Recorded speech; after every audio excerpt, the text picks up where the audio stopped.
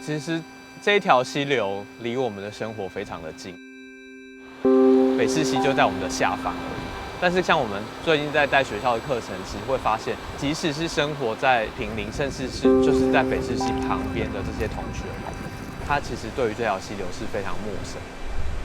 就如同我小时候对于这条溪流的感觉是一样的。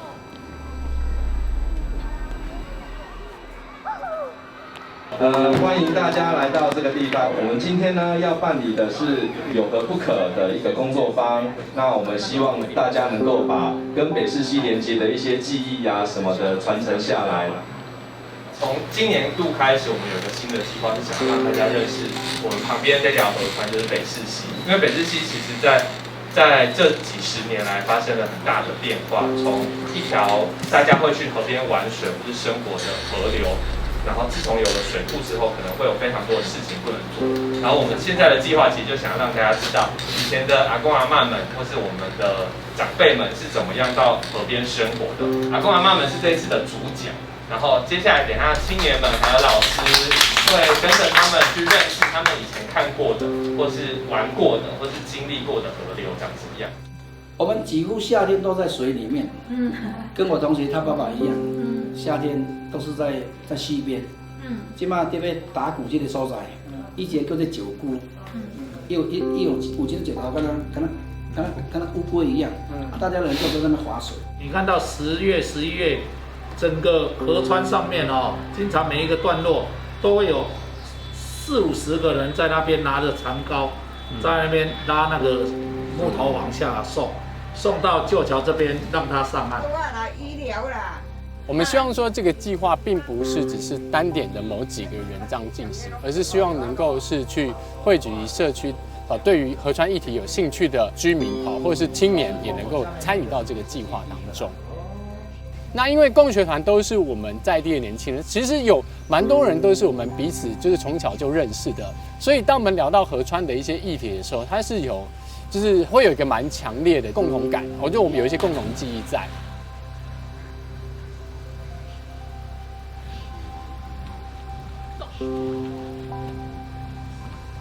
北势溪都在坪林国中跟国小的旁边，他们每天都会经过，也有可能周末会去玩水，但是从来都不了解它。所以我们的课程设计就会希望让大家开始思考说，水到底是从哪里来，然后又往哪里去。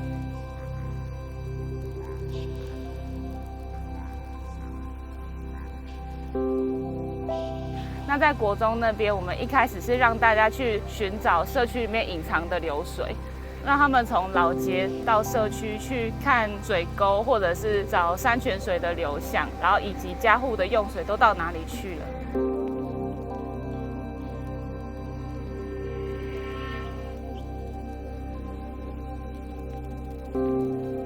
就是在他们了解了水的来去之后，然后我们也带他们进到社区里面去访问社区的长辈，问他们说以前他们是怎么样跟河川生活的，因为过去跟河川生活的方式跟现在是完全不同的，所以他们可能就会问到一些他们从来都没想过的事情。怎么当时要在河边洗衣服？那个时候呢还没有建造水库，那个是以前很早的时候，那又没有洗衣机，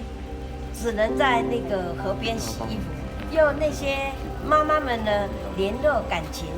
而且大家互相诉苦。哎呦，我今天儿子不乖哦，我今天女儿不乖哦，我老公对我很好哦，我老公对我不好哦，我婆婆好棒哦，就这些七嘴八舌，大家联络感情。啊，你听有无？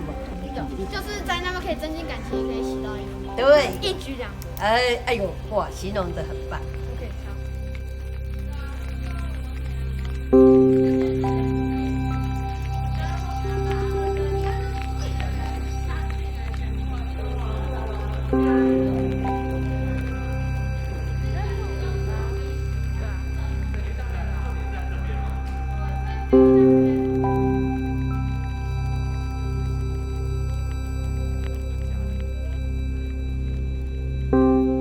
这次就是用另外一种染布的方式，是用湖染。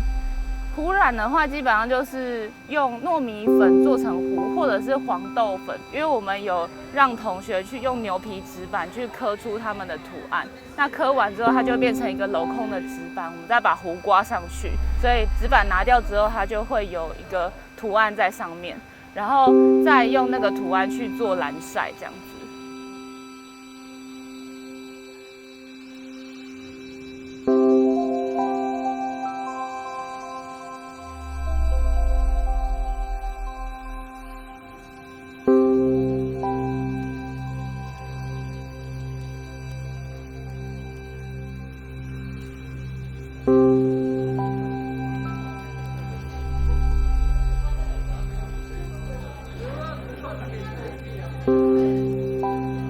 作品中，我们放了一个锅子里面烹煮鱼的图案，因为阿嬷说她都会从北势溪里抓鱼拿来煎，那也是她最喜欢的煮法。图片里的花生跟手描述了花生流走的场景，这件事发生在山中潺潺流出的河水里。有趣的是，有人在用毛巾捞鱼，所以我们也画了2个小人跟毛巾上去。透过访谈，我们把坪林现在很少看到的毛蟹作为主题之一，让不知道坪林有毛蟹的人知道这个故事。侯先生有说过，在以前坪林有着许多的毛蟹，当初只要在水沟里都能看到很多毛蟹的身影。但是直到北势溪建造好了蓝沙坝以后，想要从新店回游到坪林生长的毛蟹，就没有办法回到上游。当初一大桶只要50块钱的毛蟹就这样消失了。这边是水库新建后的，就是水流变很干净。然后这边就是新建前，这个就是品质啊、乐趣。然后呢，但是以前的就是还有乌龟啊、什么鱼啊比较多。然后这边就是这个污水处理厂标志，脏的水这边下来，然后从这边就会变成干净的。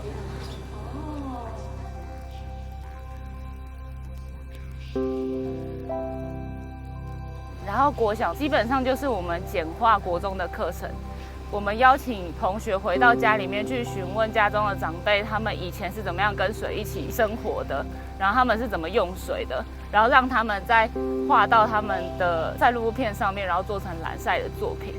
最后就是邀请同学跟社区的长者，还有社区共学团的青年一起去把那个整件蓝晒的作品完成。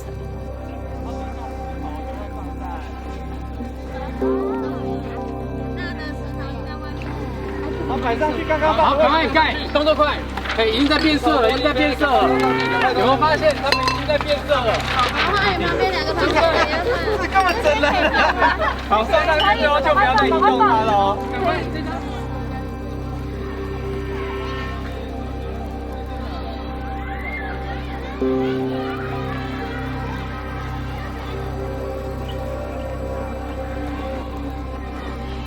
等一下，好像好了，快到了。很好吃。哦，往自己的方向拉，好，往自己方向拉，不要太大力哦。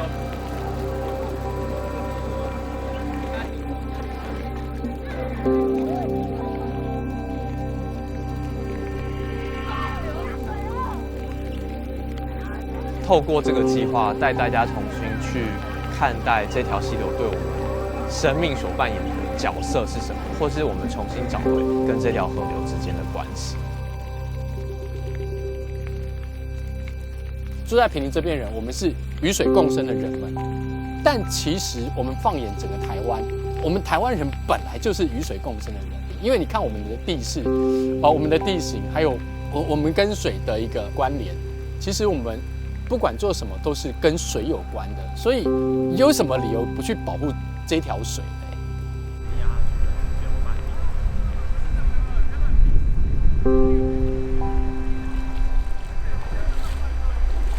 我之前看过一本小说叫《香鱼诗》，那是日本小说家梦枕头。里面小说有提到，河川它应该有的样子，就是它拥有各种不同的样子。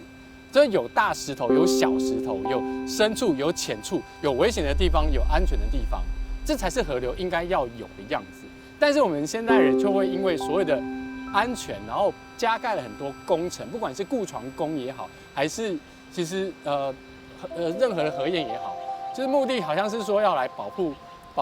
护居民，然后不要受到环境影响，但其实错了。这样其实不但破坏整个河流，而且那个安全性也没有真正的顾及到。就好像我们现在，我现在后面这一条河，它后面有个沙洲，这个沙洲其实还蛮大片的。然后这个沙洲有什么好处？就是如果说当然有大水冲下来的时候，它其实会让整个河水分流出去。